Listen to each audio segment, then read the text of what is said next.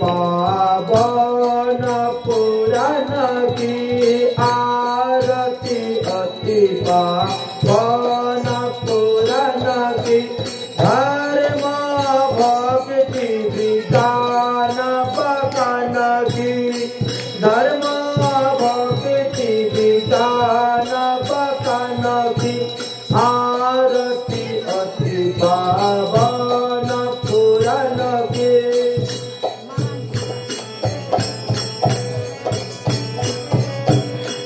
महापुराण भागवत निर्मल सुख मुख विगलित निगम कल्पतरु परमानंद सुधामय कल लीला रति रसन विधान की आरती अति पावन पुराण की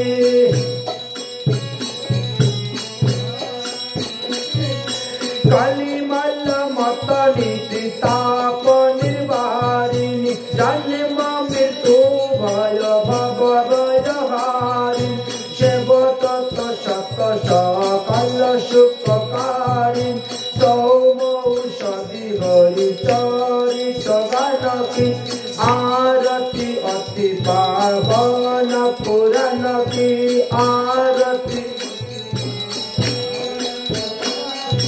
विषय विलास विमोह विनाशिनी विमल वैराग विवेक विकासिनी भगवत तत्व रहस्य प्रकाशिनी परम ज्योति परम आत्मा ज्ञान के आरती अति पावन पुराण के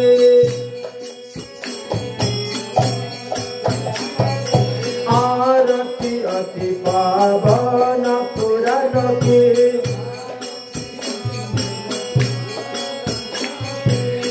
परमहंस मुनि मनुल्लासिनी रसिकारी दय रस रास विलासिनी भक्ति मुक्ति रति प्रेम सुदासिनी कथाय पिंचन प्रिय सुजन की आरती अति भागवत पुराण की आरती अति पावन पुराण की हरे कृष्ण कृष्ण कृष्ण हरे हरे हरे राम राम राम हरे हरे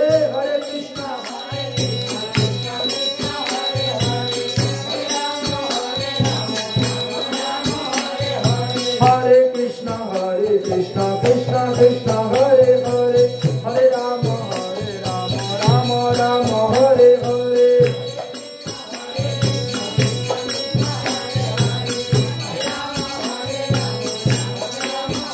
हरे कृष्ण कृष्ण कृष्ण हरे हरे हरे राम राम राम हरे हरे हरे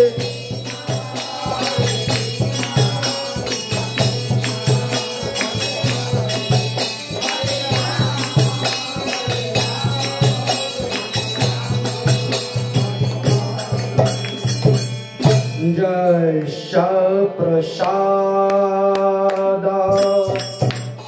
भगवत प्रसाद जय प्रसाद गति कौतुयोपि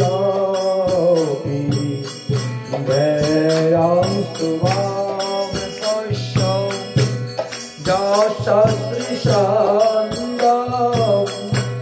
वन्दे गुरु श्री चरणारविन्दम् आजनुलम्बित भुजो कनकावदातु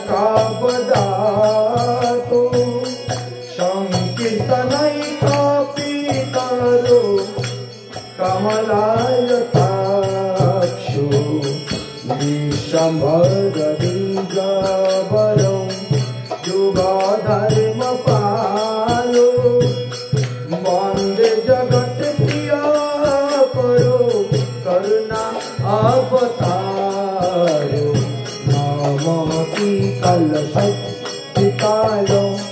जगन्नाथ सुताय च सवित्राय सपुत्राय सकलत्राय ते नमः कस्तूरितिलकं ललाटपटले वक्षस्थलेन कौस्तुभं नासरे वर मुक्तिकां करतले वेणुकरकाङ्कणां सर्वाङ्गे हरिचन्दनं सुललितं पञ्चमुक्तावली गोपश्री परिवेष्टितां विजयते गोपालचूडामणि तप्त कञ्चन गौराङ्गी राधे वृन्दावनेश्वरी विश्वभानुसुते देवी तं नमामि हरिप्रिये नारायणं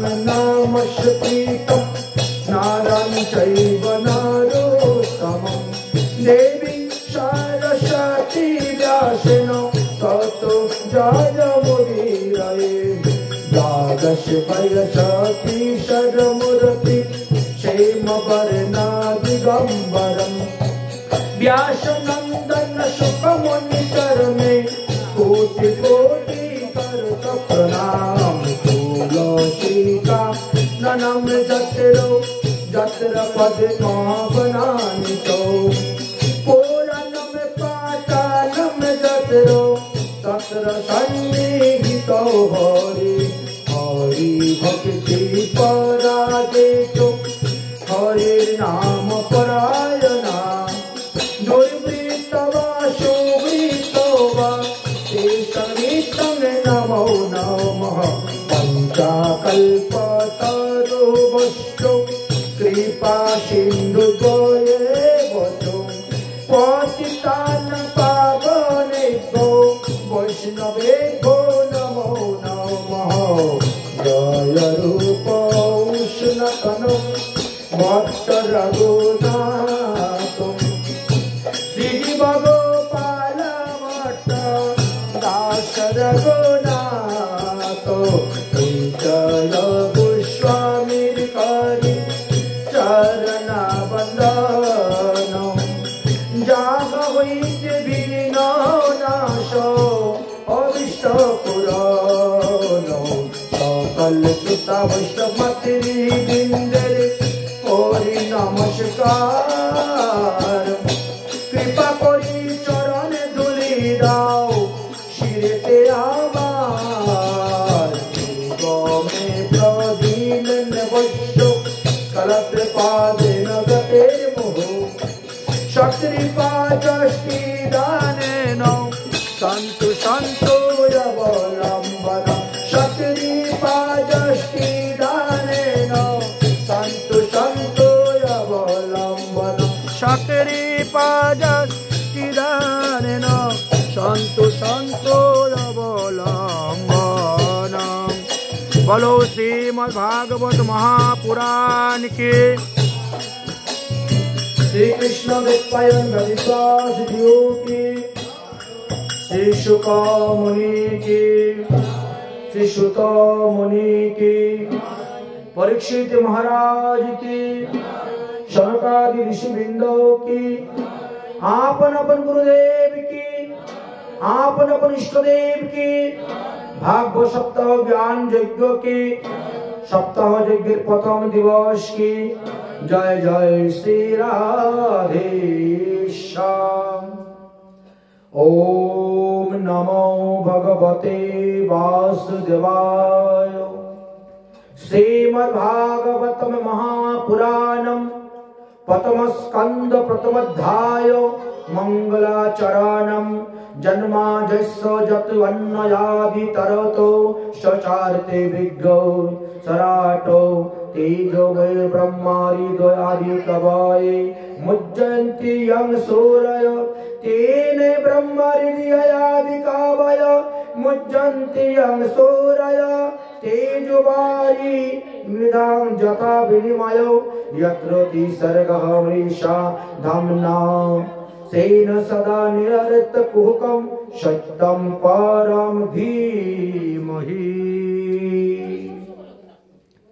গ্রন্থের আরম্ভে করি মঙ্গল চরণ, গুরু বৈষ্ণব ভগবান তিনের স্মরণ, তিনের স্মরণে হয় বিঘ্ন বিনাশন, অনাশে হয় নিজ বাঞ্ছিত পূরণ।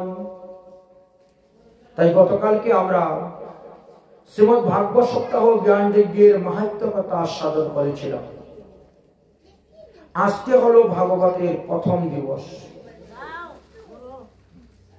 প্রথম দিবসের পাঠ আজকে হবে। মাহাত্ম্য কথা আলোচনা করেছিলেন সুত মুনি নৈমিষারণ্যে গিয়ে শৌনক আদি 60,000 ঋষিগণের সঙ্গে।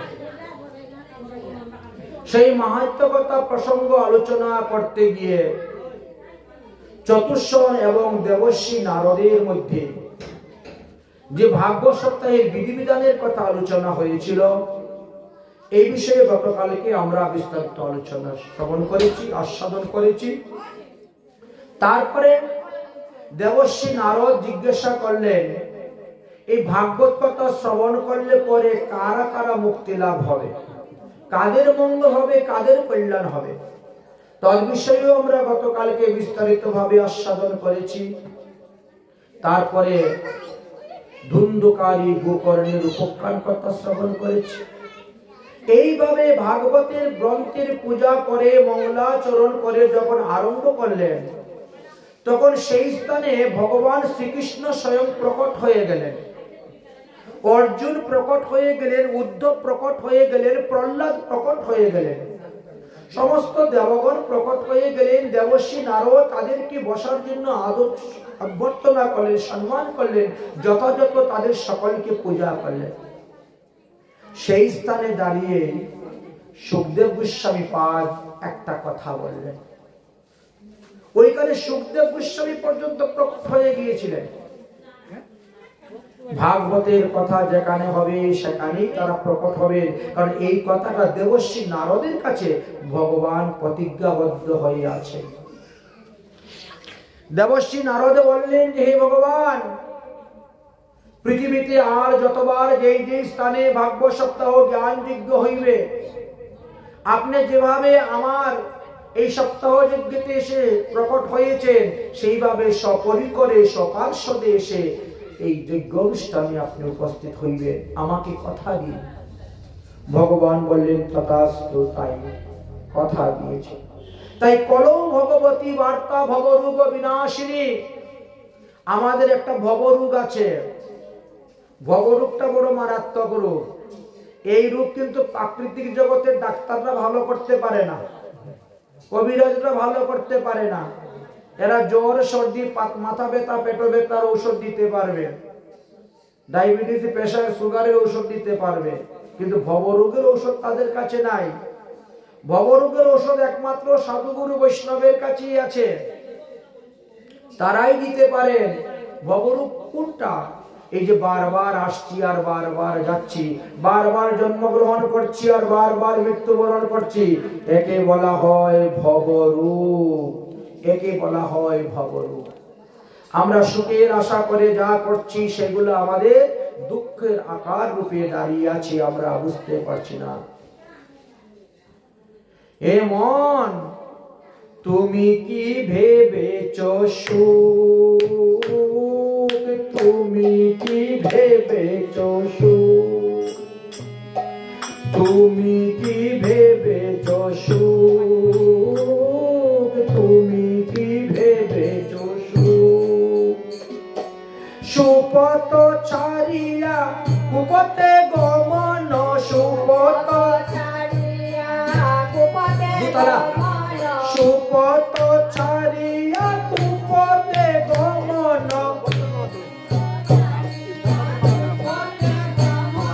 এ তোমার কে মন ভূপ, এ তোমার কে মন ভূপ, আরে এ তোমার কে মন ভূপ, এ তোমার কে মন ভূপ। স্থাবর জুনিতে প্রমেতে জনম, স্থাবর জুনিতে প্রমেতে জনম, হইলা 20 লক্ষ বার, হইলা 20 লক্ষ বার। আরে জল জন্তুর মাঝে 9 লক্ষ বার, জল জন্তুর মাঝে জলতে বসতি তার, জলেতে বসতি। 11 লক্ষ কৃমিতে জন্ম, 11 লক্ষ 10 লক্ষ জুনি পক্ষী, 10 লক্ষ জুনি পক্ষী। আরে পশুর মাজারে কমে 23 লক্ষ, পশুর মাজারে কমে, পশুর মাজারে কমে 23 লক্ষ। মানব চতুর লক্ষ, মানব চতুর চতুর লক্ষ, মানব চতুর লক্ষ, মানব চতুর লক্ষ, মানব চতুর লক্ষ। মানুষে আসিয়া কুৎসিত 20 লক্ষ, মানুষে মানুষে আসিয়া কুৎসিত 20 লক্ষ। 2 লক্ষ শূদ্র 200 বার, 2 লক্ষে শূদ্র 200। ওরে ব্রাহ্মণে কুলেতে ক্রমেতে 1 বার, তাহা সম নাহি আর, তাহা সম নাহি। কতেক কলপ ভবিয়া মানব, কতেক, আরে কতেক কলপ ভবিয়া মানব। হবে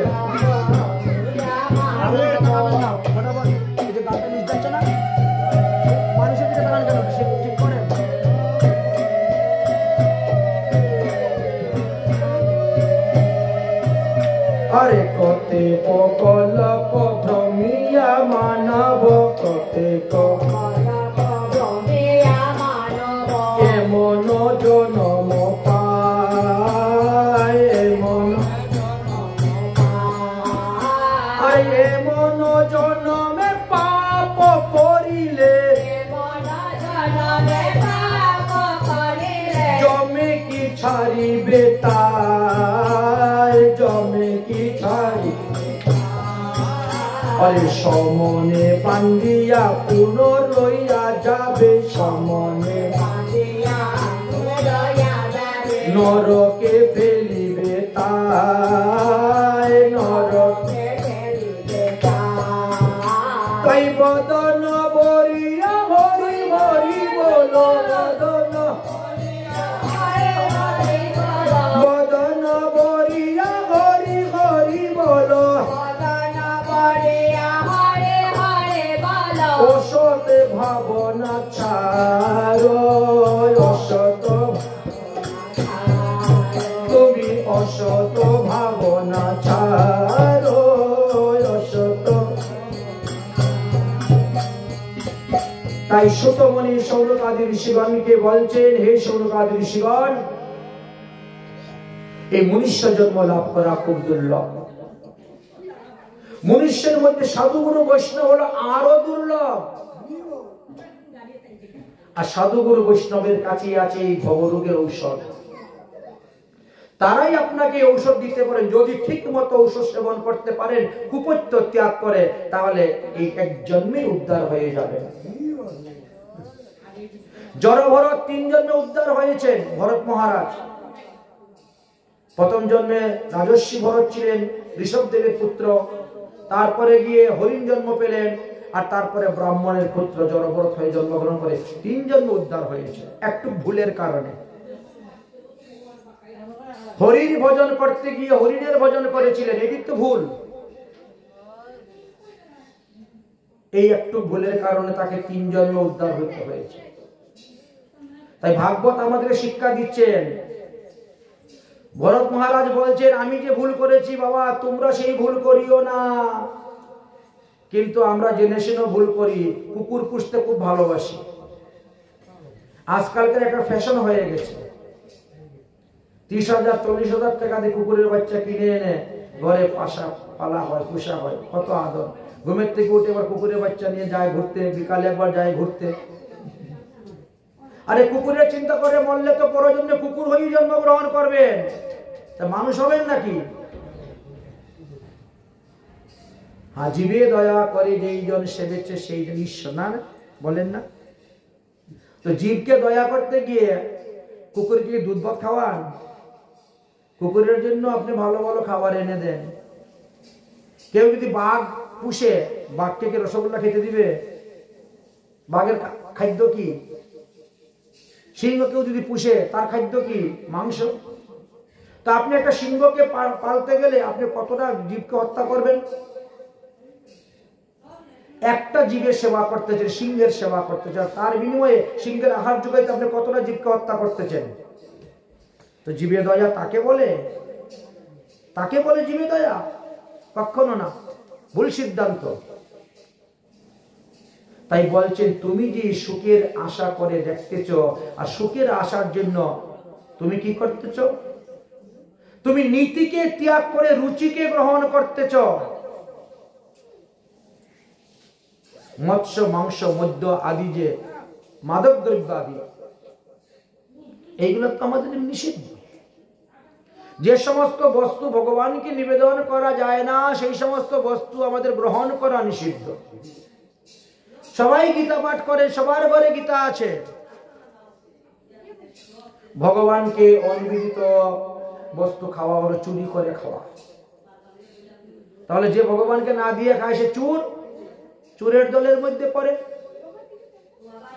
তো ধর্মের তো 5টা লক্ষণের মধ্যে প্রথমেই বলছেন অস্ত্রয়াম, কখনো চুরি করবে না। তো ভগবানকে যখন না দিয়ে খান, তো প্রথমেই তো চোরের দলেই পড়ে গেলেন। তো সাধু হইলেন কোথায়? আছে অনেকেই গরু ছাগলের মতো নিরামিষ খায়। গরুও তো নিরামিষ খায়, ছাগলও নিরামিষ খায়, হাতিও নিরামিষ খায়, তাই না? হরিণ নিরামিষ খায়। কিন্তু তারা ভগবানকে নিবেদন করে তো খায় না, ভগবানকে ভোগ দিয়ে তো খায় না। তো ওই রকম নিরামিষ খেয়ে তো লাভ হবে না। মাছের চুলায়, মাছের বাসনে নিরামিষ রান্না করে খাচ্ছি, তাহলে কেমন করে হবে?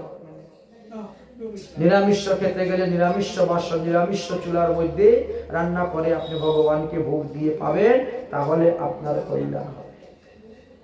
আর না হলে কি করতে হবে? এই দেখেন বলছেন, স্থাবর জনিতে ক্রমে ক্রমেতে 20 লক্ষ বার আমাদের জন্ম হয়েছে। তো স্থাবর জনি বলতে কি বুঝেন? গাছপালা, লতা পাতা, কত রকমের উদ্ভিদ আছে না? সব জায়গায় জন্ম হয়ে এসেছি আমরা। আমাদের 1-2 বার নয়, 20 লক্ষ বার।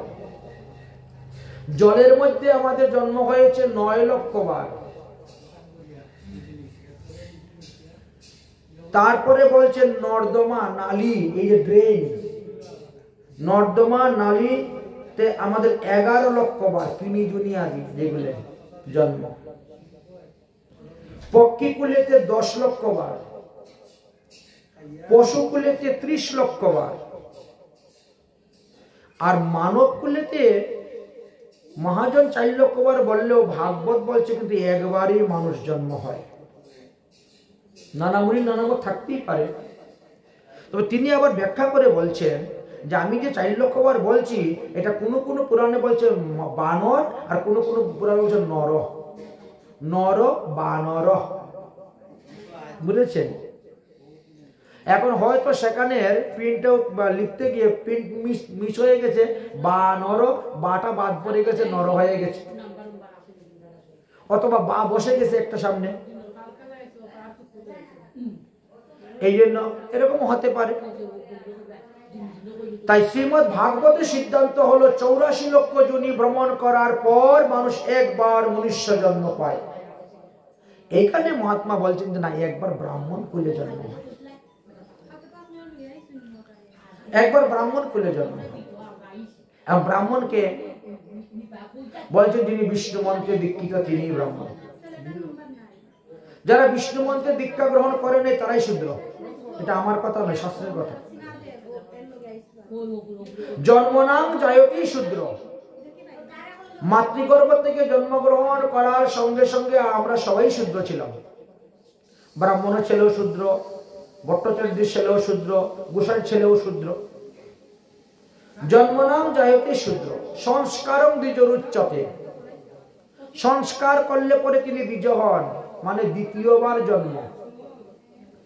তো আমাদের দীক্ষা সংস্কার, উপনয়ন সংস্কার এইগুলোর মাধ্যমে। তাই অন্নপ্রাশন সংস্কার, বিবাহ সংস্কারের কথা নয়। সংস্কার তো 16টি আছে না? একজন মানুষের 16টা সংস্কার। 16 সংস্কার করা সত্ত্বেও যদি সে হরিভজন না করে, 16 সংস্কার তাকে উদ্ধার করবে না, সে নরকে যাবে। 16 সংস্কার তাকে রক্ষা করতে পারবে না যদি বিষ্ণু মন্ত্রে দীক্ষা গ্রহণ না করে, হরিভজন না করে। এবার বলছেন সংস্কারং দ্বিজরুচ্যতে, সংস্কার, উপনয়ন সংস্কার। তাহলে আপনি হলেন দ্বিজ বা দীক্ষা সংস্কার।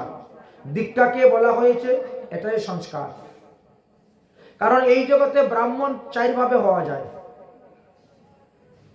প্রথম ব্রাহ্মণ হয় ব্রাহ্মণের ছেলে ব্রাহ্মণ। দ্বিতীয় ব্রাহ্মণ হইল সাবিত্রী মন্ত্রে, এই যে উপনয়ন সংস্কার। আগামী সরস্বতী পূজার দিন উপনয়ন সংস্কারের ভালো তিথি আছে। মুহূর্ত চিন্তামণি যুগে এই উপনয়ন সংস্কারের বিধি দেওয়া আছে। তাই আগামী সরস্বতী পূজার দিন আমরা এখানে একজনকে উপনয়ন সংস্কার করাবো। উপনয়ন সংস্কার হবে, হোমযজ্ঞ হবে উপনয়ন সংস্কারের বিধিবিধান অনুসারে। গোপাল ভট্ট গোস্বামী পাদ সক্রিয় সদ্য দীপিকা নামক গ্রন্থেতে বৈষ্ণব বিধি অনুসারে যেভাবে উপনয়ন সংস্কারের বিধির কথা আলোচনা করে গিয়েছেন, সেই বিধি, সেই বিধান অনুসারে এখানে উপনয়ন সংস্কার করানো হবে। এটা আমাদের গোস্বামীগণের সিদ্ধান্ত মত। আমরা ওই রঘুনন্দন আচার্য স্মার্তমত গ্রহণ করি না। আমাদের 6 গোস্বামীর মধ্যে যে মত সেই মত। অনেকে বলে 6 গোস্বামীর 6 মত, ভুল সিদ্ধান্ত। 6 গোস্বামীর একই মত। 6 মত কখনো নয় 6 গোস্বামীর। 6 গোস্বামীর মত এক। তাই গোপাল ভট্ট গোস্বামী পাদ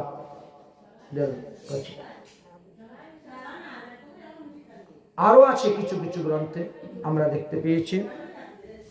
ধ্যানচন্দ্র পদ্ধতি, এইভাবে অনেকগুলি গ্রন্থে সংগ্রহ করে সে ব্যবস্থা করা হবে।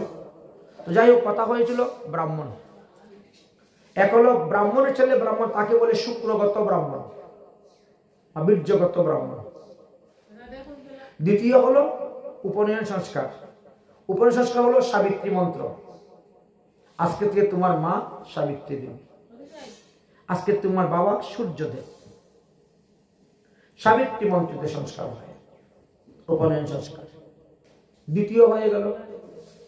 তৃতীয় সংস্কার হলো দাক্য ব্রাহ্মণ। এই যে বিষ্ণু মন্ত্রে দীক্ষা গ্রহণ করে যারা সদাচারী প্রসাদভোজী হয় তারা ব্রাহ্মণ।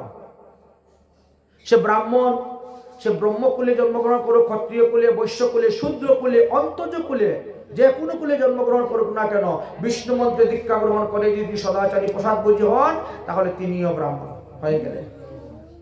তার 3 রকম হয়ে গেল ব্রাহ্মণ। আরেক রকমের ব্রাহ্মণ হওয়া যায়, কোন ব্রাহ্মণ যদি কাউকে ব্রাহ্মণ বলে গ্রহণ করেন তাহলে তিনিও ব্রাহ্মণ, আর কিচ্ছু লাগবে না। যদি কোনো ব্রাহ্মণ কাউকে ব্রাহ্মণ রূপে গ্রহণ করে নেয় তাহলে তিনিও ব্রাহ্মণ। শ্রীমদ্ ভাগবতে তা উদাহরণ দিলেন বৈশিষ্ট্য মুনি আর বিশ্বামিত্র মুনিকে নিয়ে। বৈশিষ্ট্য মুনি ব্রাহ্মণ আর বিশ্বামিত্র মুনি হলেন ক্ষত্রিয়। আচ্ছা, বৈশিষ্ট্য বিশ্বামিত্রের মধ্যে অনেক লড়াই ঝগড়া হয়েছে, বহু, অনেক সাপাসাপি, অনেক লড়াই ঝগড়া হয়েছে। যখন বিশ্বামিত্র বৈশিষ্ট্য মুনির ব্রহ্মদণ্ডের তেজে বিশ্বামিত্র 100 সালে মারা গেলেন, তখন বলছে ক্ষত্রিয়স্য বলম ধিকম ব্রাহ্মণস্য বলম বলম। ক্ষত্রিয়ের বাহুবল ধিক, 100 পুত্র ওনার একটা ডান্ডা একটা লাঠির তেজে মরে গেছে। এই যে যখন আমরা উপনয়ন সংস্কার করাই তখন দণ্ড দেই না, এই দণ্ড বাঁশের দণ্ড হলে কি হলো, তার মধ্যে কিন্তু ব্রহ্ম তেজ আছে। উপনয়ন সংস্কারের সময় একটা বাঁশের দণ্ড, একটা বেল গাছের ডালের দণ্ড আর একটা পলাশ গাছের ডালের দণ্ড দেওয়া হয়। সক্রিয় শব্দ দীপিকা অনুসারে 3 দিন হোমযজ্ঞ করতে হয়, পরে উপনয়ন সংস্কার হয় 3 দিন। প্রথম দিন উপনয়ন সংস্কার করে হোমযজ্ঞ করা হলো, ভিক্ষা করতে গেল, ভিক্ষা টিক্ষা করে নিয়ে আসলো। দ্বিতীয় দিন আবার হোমযজ্ঞ করানো হবে, আবার যাবে। তৃতীয় দিন আবার যখন করা হবে তখন বেলের ডালটা আর পলাশের ডালটা যজ্ঞ কুণ্ডে পুড়ে দেওয়া হবে, আর শুধু খালি বাঁশের দণ্ডটা তার কাছে থাকবে। বৈশিষ্ট্য মুনি সেই যখন 100 পুত্র নিয়ে বিশ্বামিত্র আসছেন যুদ্ধ করার জন্য, বৈশিষ্ট্য মুনি খালি ডান্ডাটা সামনে ধরেছে, ওই দণ্ড থেকে তেজ বেরিয়ে গেল আর 100 পুত্র মারা গেল বৈশিষ্ট্যের, বিশ্বামিত্রের। তখন বিশ্বামিত্র বলছে ব্রাহ্মণস্য বলম বলম, তাহলে আমিও ব্রাহ্মণ হব। ব্রাহ্মণ হওয়ার জন্য তিনি ব্রহ্মার তপস্যা করতে শুরু করে দিলেন। তপস্যা শুরু হলো, ব্রহ্মা আসছেন, কি চাও? আমি ব্রাহ্মণ হতে চাই। তোমার ব্রাহ্মণ করা যাবে না, কারণ তোমার ভিতরে এত অহংকার, এত অভিমান, তোমার মাথা নত হয় না। তুমি যেদিন বিশ্বামিত্র মুনির কাছে গিয়ে ক্ষমা প্রার্থনা করবে, সেই দিন আমি তোমাকে ব্রাহ্মণ বানাবো না, আমি মাথা নত করব না। আপনি যদি আমাকে ব্রাহ্মণ না করেন তাহলে আমি ব্রহ্ম স্বয়ং ব্রহ্ম হওয়ার তপস্যা করব। একজন মানুষ তপস্যা করে ইন্দ্র হতে পারে, দেবতা হতে পারে, ব্রহ্মা হতে পারে। বিশ্বামিত্র মুনি এমন তপস্যা করেছিলেন যে তপস্যার দ্বারা যে নারকেল গাছে মানুষ সৃষ্টি করতে আরম্ভ, আউশ ধান, কলা গাছ, আরো কত কিছু তিনি তৈরি করে দিয়েছিলেন। শেষে বলেন যে যাও তুমি বৈশিষ্ট্য মুনির কাছে যাও, বৈশিষ্ট্য মুনি যদি তোমাকে ব্রাহ্মণ বলে গ্রহণ করে তাহলে তোমাকে ব্রাহ্মণ হবে। বৈশিষ্ট্য মুনি যখন আসলেন তখন তিনি পৈতা দিয়ে দিলেন, যাও, দিয়ে বলেন যাও আজকে থেকে তুমি ব্রাহ্মণ। এই তো এই জন্য বিশ্বামিত্র রাজা হয়ে গেলেন বিশ্বামিত্র মুনি। তিনি রাজা ছিলেন, অনেক রাজত্ব করেছে বহু বৎসর। তাহলে কোন ব্রাহ্মণ যদি কাউকে ব্রাহ্মণ রূপে গ্রহণ করে তাহলে তিনিও ব্রাহ্মণ। এবার বললেন যে ব্রাহ্মণ কুলেতে জন্ম কিন্তু বাবা একবার, অতি উচ্চ কুল না, 4 বর্ণের গুরু হলো ব্রাহ্মণ, আর ব্রাহ্মণের গুরু হলো সন্ন্যাসী। এই জন্য মহাপ্রভু সন্ন্যাস গ্রহণ করেছিলেন। ওই তার্কিক, নাস্তিক, পাষণ্ডী ব্রাহ্মণ গুলা তো হরিনাম শুনতে পারতো না, তারা তো দুর্গা পূজা, কালী পূজা, মহাদেব পূজা এইগুলো নিয়ে পাগল ব্যস্ত। কত কাজীর কাছে নালিশ দিল, কত কিছু করলো, একে তো হরিনাম করতে দেয় না, তার মধ্যে প্রতিবাদ, তার মধ্যে আর কত ঝড় তুললো। আর মহাপ্রভুর প্রেম বন্যা তো এদেরকে পেল না, স্পর্শ করতে পারলো না, তো আগে দৌড়ে পালাচ্ছে। আরে বন্যা আসতেছে রে, পালা পালা, দৌড়ে চলে গেল, জল স্পর্শ করবে কেমন করে, প্রেম বন্যার জল। মহাপ্রভু চিন্তা করলেন যে আমি তো সবাইকে উদ্ধার করার সংকল্প নিয়ে এসেছি, সবাইকে উদ্ধার করার সংকল্প করে আমি এসেছি। কে এসেছেন? ভগবান কৃষ্ণচন্দ্র এসেছে। ব্রজের বাঁকা কালো সকা দেখবি আয়, মোদের এই নদী আয়। তার রং পিড়েছে, ঢং পিড়েছে, এখন কালো বর্ণ চেনা দায়, মোদের এই নদী আয়। তখন চিন্তা করলেন যে সন্ন্যাস গ্রহণ করতে হবে। প্রদীপটা জ্বলতেছে তো? সন্ন্যাস গ্রহণ করতে হইবে। মহাপ্রভু যখন সন্ন্যাস গ্রহণ করে আসলেন তখন দেখেন ওই পাষণ্ডী, নাস্তিক, সব এসে মহাপ্রভুর চরণে পড়ে গেলেন, প্রণাম। সন্ন্যাসী জ্ঞানে বলে করিবে নমস্কার, তখনই আমি তাদেরকে ক্ষমা করে উদ্ধার করব। চিন্তা করছেন? অতএব ব্রাহ্মণ কুলে জন্মগ্রহণ করে যদি আমি ব্রাহ্মণের কাজ না করি, তাহলে আমি ভূবি ব্রাহ্মণ, পতিত ব্রাহ্মণ হয়ে গেলাম, কোনো লাভ নেই। উদাহরণস্বরূপ বলতে পারেন অশ্বত্থমার কথা। অশ্বত্থমা ইনি তো ব্রাহ্মণ সন্তান। ব্রাহ্মণ সন্তান হলে কি হবে? ইনি যে অন্যায় কাজটা করেছেন, দ্রৌপদীর 5 পুত্রের মাথা কেটে নিয়ে গেলেন, যার ফলে ভগবান শ্রীকৃষ্ণ বললেন এর ব্রাহ্মণত্ব শেষ। এবং ভূবি ব্রাহ্মণ, ভূবি ব্রাহ্মণ মানে পতিত ব্রাহ্মণ, তার মাথা কেটে ফেলে দিলেও তোমাদের পাপ হবে না, ব্রহ্মহত্যা পাপ লাগবে না। ভাগবত খুলে দেখবেন, পরিষ্কার লিখে দিয়েছে। অর্জুন সংকল্প করে নিল, দ্রৌপদী যে তোমার পুত্রের মাথা কেটে নিয়েছে, আমি তার মাথা কেটে নিয়ে আসবো, তার মাথার উপর দাঁড়িয়ে তুমি স্নান করবে। পুত্র হত্যার প্রতিশোধ, পুত্র হত্যার সুখ। ভগবান বলছেন তাই, যে ভূবি ব্রাহ্মণ, যে পতিত ব্রাহ্মণ, যে ব্রাহ্মণের ব্রাহ্মণত্ব রক্ষা করে না, তিনি পতিত ব্রাহ্মণ।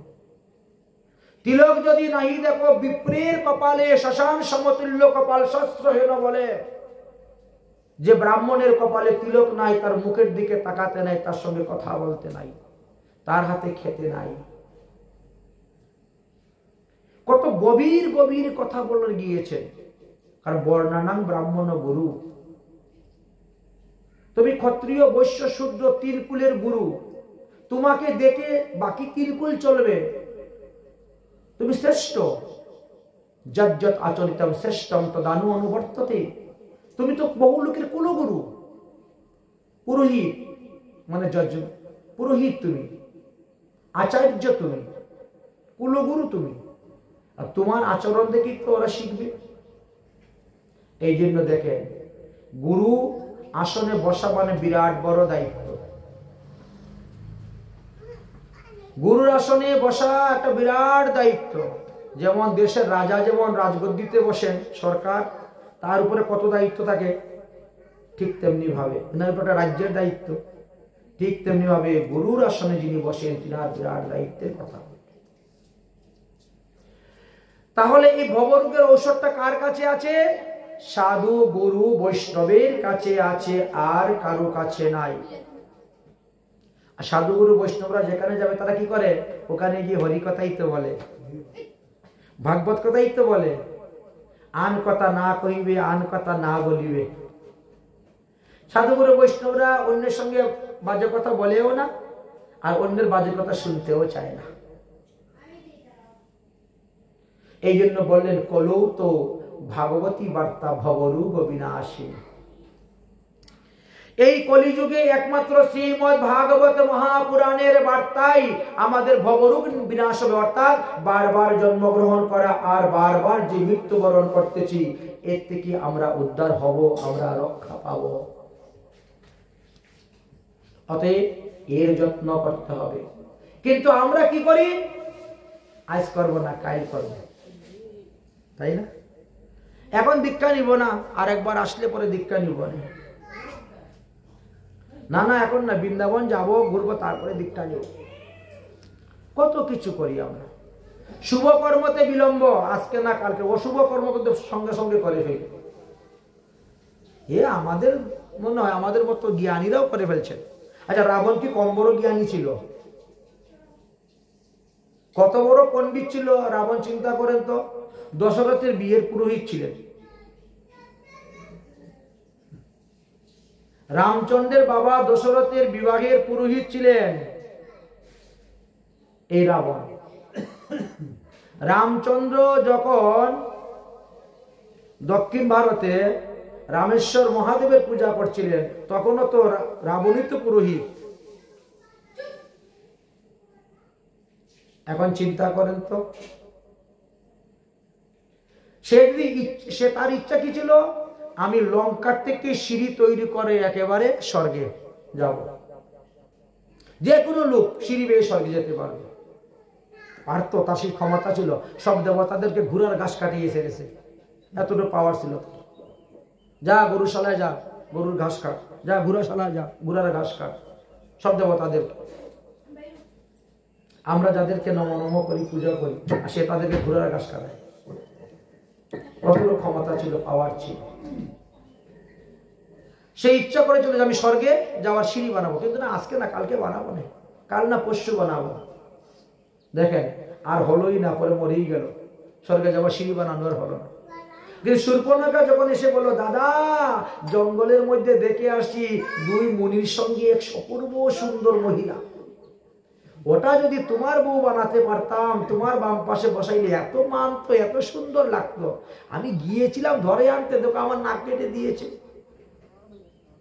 যাও দাদা, অসৎ কার্য দেখো, পট করে চলে গেল, গিয়ে নিয়ে চলে আসলো। তাই আমাদের মহাজনগণ বলছেন, সাবধান হয়ে যাও, সাবধান হয়ে যাও। ও মন বলরে গোবিন্দ নাম, বলরে গোবিন্দ নাম। ও মন বলরে গোবিন্দ নাম, বলরে গোবিন্দ নাম।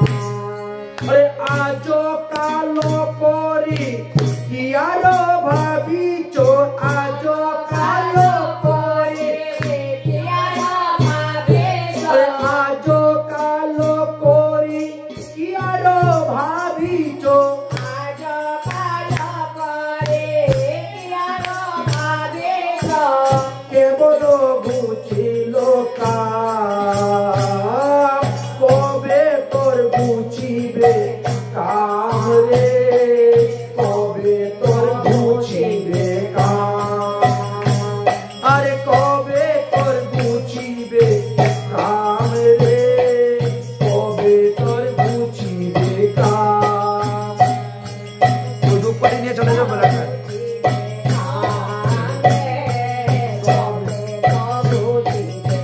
আমরা বলি না, এই কাজটা শেষ করার পরে গিয়ে ওইটা করবো, মেয়ে বিয়ে দিয়ে দিয়ে তারপরে বৃন্দাবনে যাব, তারপরে দীক্ষা নিব।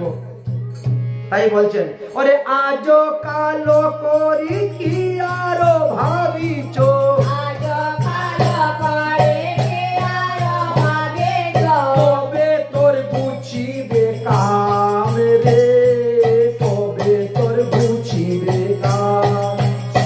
আর কবে তোর বুঝিবে কাম রে, কবে তোর বুঝিবে কাম। কালি যে করিবা আজি করো তাহা, কালি যে আরে কালি যে করিবা তুমি যে বলিলে, কালি যে করিবা তুমি যে বলিলে, আজ তাহা করো ভাই, আজ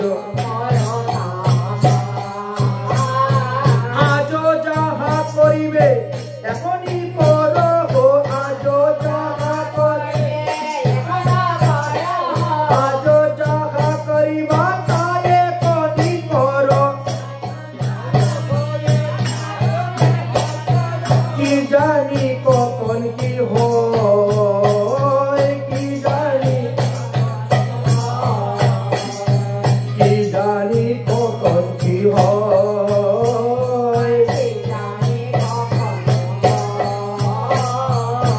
হেন কলিতে মানব জনম, এমন আর বাগাতে, এমন আর কিবা। এহেন কলি কেন বললেন? বললেন যে এই কলিতে তো মহাপ্রভু এসেছেন, এর আগে 27টি কলিযুগ চলে গেছে, কোন কলিতে মহাপ্রভু আসেন নাই, এই জন্য এই কলিযুগে শ্রেষ্ঠ। আরে এহেন কলিতে মানব জন্ম, এমন আর কিবা হবে,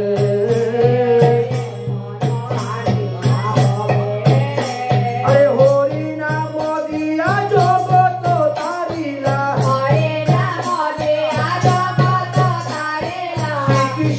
চৈতন্য যোগে শ্রীকৃষ্ণ চৈতন্য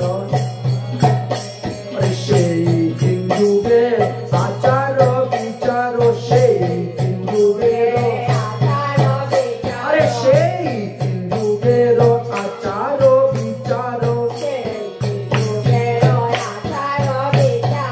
এখনো সেই সব রাখো এখনো সেই সব রাখো। এখানে একটা ছোট্ট কথা না বললে নয়, সেই তিন যুগের আচার বিচার এই সব সকলই রাখো। কেন বলছেন জানেন? অন্যান্য যুগে কিন্তু শ্রাদ্ধেতে মাংস ব্যবহার হইত, কিন্তু কলিযুগে সম্পূর্ণ নিষিদ্ধ। অন্যান্য যুগেতে অশ্বমেধ যজ্ঞ, বাজপেয় যজ্ঞ, নরমেধ যজ্ঞ, সত্রামিনী যজ্ঞ, অনুষ্ঠুপ যজ্ঞ, বিশ্বজিৎ যজ্ঞ ইত্যাদি হইত, সব বন্ধ। এই জন্য বলছেন যে অন্যান্য যুগের গুলা বাদ দেও, অন্য যুগেরটা ধরতে হবে। আমরা কলিযুগের মানুষ, কলিযুগের ধর্ম যাজন করতে হবে। তাই কলিযুগের শ্রাদ্ধেতে কখনো আমিষ ব্যবহার করা যাবে না, পরিষ্কার ভাবে নিষেধ করা আছে। তাই সেই তিন যুগের আচার বিচার সেই তিন যুগের এখনো সেই সব রাখো এখনো সেই সব রাখো। আরে বদন বরিয়া গৌর হরি বলো বদন বরিয়া গৌর হরি বলো যুগের ধর্ম দেখো যুগের ধর্ম তুমি যুগের ধর্ম দেখো যুগের ধর্ম দেখো।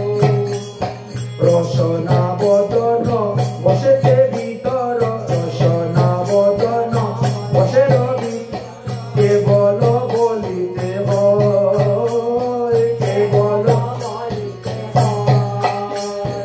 আলিশ করিলে নরকে যাইবে অলস আলস করিলে নরকে যাইবে কারো বায় পচয় গো কারো বায় পচয় ওরে কারো বায় পচয় কারো বায় পচয়। আপনি নরকে গেলে আমার তো কোনো ক্ষতি নাই, আমার কোনো অপচয় আছে নাকি? তবুও আমি মানুষ, আমি চাই তোমার পাশে দাঁড়াতে, তুমিও মানুষ হও, তুমি মনুষ্যত্ব জ্ঞান অর্জন করো। মানুষের আকার হইলে কি হয়? করো যে ভূতের কাম। আকারটা তো দেখতে মানুষ, কিন্তু কাজকর্ম তো মানুষের মতো করতেছ না। তোমার মধ্যে তো মনুষ্যত্ব নেই, তোমার মধ্যে পশুত্ব। কারণ একটা পশু যেমন আরেকটা পশুকে মেরে খায়, জীব জীবস্য জীবনম, তুমি যদি আবার ওই রকম ভাবে আরেকটাকে মেরে খাও, তাহলে তুমি আর পশুর মধ্যে পার্থক্যটা কি রইল? ধর্মহীনা মনুষ্য পশুবি সমানা।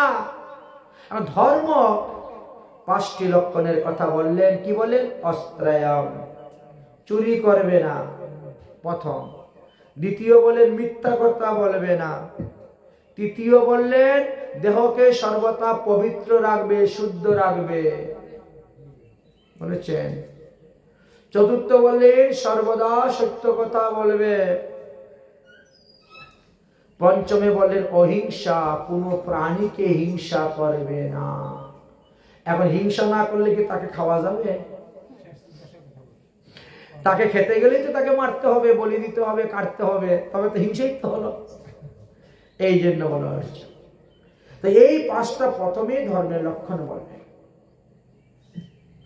তাহলে আমরা কি পেলাম? মানব কুলেতে আমাদের একবার জন্ম হলো। জন্মনাম জায়তে শূদ্র সংস্কারম দ্বিজরুচ্যতে। সংস্কার হলো আপনি দ্বিজ হয়ে গেলেন। বেদ পাঠেত ভবেতি বিপ্র, যখন আপনি বেদ বেদান্ত পুরাণ গীতা ভাগবত আদি পাঠ করলেন তখন আপনি বিপ্র বয়। আর ব্রহ্ম জানাতি ব্রাহ্মণ। যখন ব্রহ্মকে আপনি জানবেন তখন আপনি ব্রাহ্মণ। তাই একই ঘরের মধ্যে কিন্তু আমরা ব্রাহ্মণ, ক্ষত্রিয়, বৈশ্য, শূদ্র বাস করতেছি। কারণ এক ঘরের 5 জন থাকলে 5 রকম চলে না। কেউ ব্যবসা করতেছে, কেউ চাকরি করতেছে, কেউ ঠাকুরের পূজা করতেছে, কেউ হাল চাষ করতেছে। তাহলে তো 4 বর্ণের যে বর্ণাশ্রম ধর্ম তো এর মধ্যে পেয়ে গেলেন সবই তো। এই জন্য ভগবান গীতাতে বললেন চতুর্বর্ণ ময়া সৃষ্টম গুণ ও কর্ম বিভাগ। আমি যে 4 বর্ণ বলতেছি এটা কিন্তু গুণ এবং কর্ম অনুসারে। আপনারা দেখবেন এই যদুবংশের কথাই আমরা যখন বলবো তখন দেখবেন একজনেরই পুত্র, কেউ ব্রাহ্মণ হয়েছে, কেউ ক্ষত্রিয় হয়েছে, কেউ বৈশ্য হয়েছে, কেউ শূদ্র হয়েছে। কারণ কি?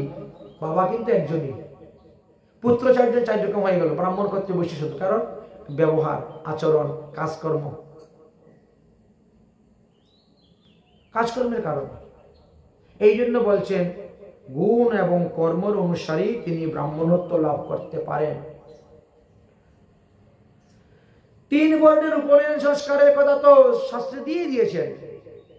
ব্রাহ্মণের হলো মাতৃগর্ভ থেকে গণনা করে 12 বৎসরের মধ্যে, ক্ষত্রিয় হলো মাতৃগর্ভ থেকে গণনা করে 5 বৎসরের পরে 12 বৎসরের মধ্যে ব্রাহ্মণের উপনয়ন সংস্কার। ক্ষত্রিয় হলো 8 বৎসর থেকে 16 বৎসরের মধ্যে, মাতৃগর্ভ থেকে গণনা করে 8 বৎসরের পর আর 16 বৎসরের মধ্যে। আর বৈশ্য হলো মাতৃগর্ভ থেকে গণনা করে 10 বৎসরের পর 24 বৎসরের মধ্যে। শূদ্রের কোন উপনয়ন সংস্কারের কথা শাস্ত্রে লিখেন নাই।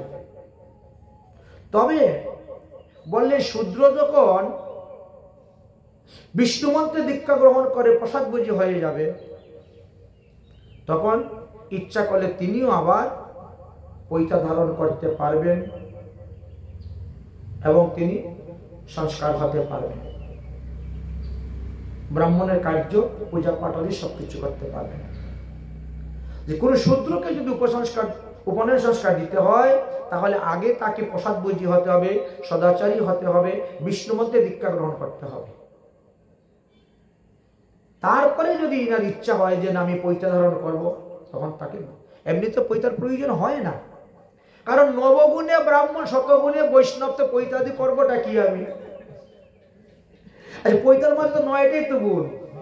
হ্যাঁ, নবগুণে ব্রাহ্মণ আর বৈষ্ণব হলো শতগুণে, তো আরো 91টা গুণ বেশি তো আছে। বলে তার মধ্যে যদি আরো 9টা লাগাই দিত মানে 109 হয়ে যাবে, ক্ষতিটা কি? বৈষ্ণব তো শতগুণ আছে, আর ব্রাহ্মণের 9 গুণের পৈতা লাগাই দিলে 109 গুণ হয়ে যাবে, আমার গুণ আরো বেড়ে যাবে, ডবল হয়ে যাচ্ছে ভগবান থেকে। আপনারা জানেন একমাত্র ভগবান শ্রীকৃষ্ণের মধ্যে 64টা গুণ। ভগবান শ্রীকৃষ্ণের হলো 64 গুণ, নারায়ণের হলো 60টা গুণ, দেবতাদের হলো 55টা গুণ, আর উত্তম মহাভাগবত যারা তাদের 50টা গুণ আছে। বুঝেছে? তারপরে আস্তে আস্তে কমতে কমতে কমতে কমতে ব্রাহ্মণ পর্যন্ত এসেছে বলল নবগুণ। যাই হোক, তাহলে কলো ভগবতী বার্তা ভবরূপ বিনাশিনী, এই ভবরূপ থেকে মুক্তি লাভ করতে পেলে আমাদেরকে ভাগবত কথা শ্রবণ করতে হবে, ভাগবত কথা পঠন পাঠন করতে হবে, ভাগবত শ্রবণ কীর্তন করতে হবে, ভাগবত ধর্ম যাজন করতে হবে। আপনি যে কুলে জন্মগ্রহণ করুন না কেন তাতে কোনো অসুবিধা নাই তো। আমরা শাস্ত্রে দেখেছি জন্ম হোক যথাযথ, কর্ম হোক ভালো। আপনি যে কুলে জন্মগ্রহণ করে সেই কুলকে বরণ করে নেন, সেই কুলে হরিভজন করুন। হে মন কি কর বরণ কুল, কি করে বরণ কুল, अरे जे कुले के न जन्म ना होक, जे कुले के न जन्म ना होक, केवल भक्ति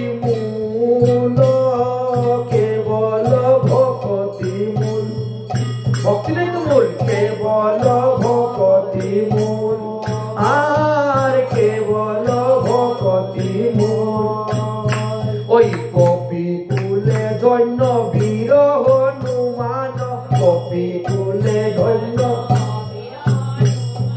শ্রীরাম ভকত মার শ্রীরাম ভকত অরে রাক্ষস কুলেতে বিভীষণ বৈশে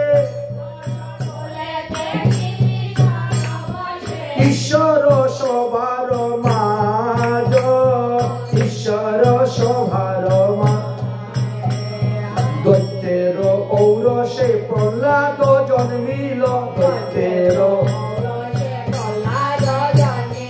ভুবনে রাখিল যশ ভুবনে রাখিল যশ ফটিক স্তম্ভেতে প্রকট নৃসিংহ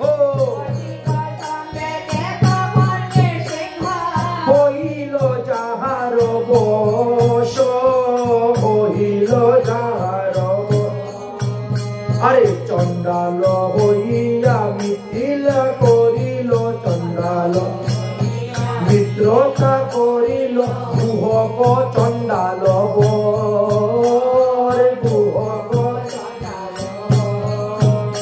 ওরে বলো না কি কুলে বিদুর জন্মিল বলো না খাইল যাহার ঘর কৃষ্ণ খাইল যাহার ঘর দেখো না কে মন সাধন করিল দেখো না কে মন আরে দেখো না কে মন সাধন করিল ওই গোলকে গোপের নারী গোলকে আরে গোলকে গোপের নারী গোলকে তাই জাতি কুলাচার তবে কি করিল ওরে জাতি কুলাচার তবে কি করিল সে হরি ভজিল হরি সে হরি ভজিল তারি যে হরি ভজিবে তারি হরে শ্রীকৃষ্ণ ভজনে সবার অধিকার শ্রীকৃষ্ণ কুলের বিচার নাই আরে কহে প্রেমানন্দ যে করে গৌরব ওরে নিতান্ত মূর্খ ভাই সে নিতান্ত মূরখ ভাই ও সে নিতান্ত মূরখ ভাই নিতান্ত মূরখ ভাই তাই হরি ভজনে কোনো ফুলের বিচার নাই সবাই সদ্গুরুর চরণাশ্রয় করে সম্প্রদায়ের অন্তর্ভুক্ত সদ্গুরুর চরণাশ্রয় করে বিষ্ণু মন্ত্রে দীক্ষা গ্রহণ করে হরিভজন করুন প্রসাদ গ্রহণ করুন এটাই হলো এই ভক্তির উপায় তাই অসার সংসারে একমাত্র ভগবানকে লাভ করতে গেলে বলছেন যে সুকোটি গাথা তুলভ পিবন্তি সুখ গাথা তুল্লভ এই সুখদেব গোস্বামী পাদের মুখনিসৃত বাণী এই শ্রীমদ্ ভাগবত মহাপুরাণ শ্রবণ করুন বলো শ্রীমদ্ ভাগবত মহাপুরাণ কি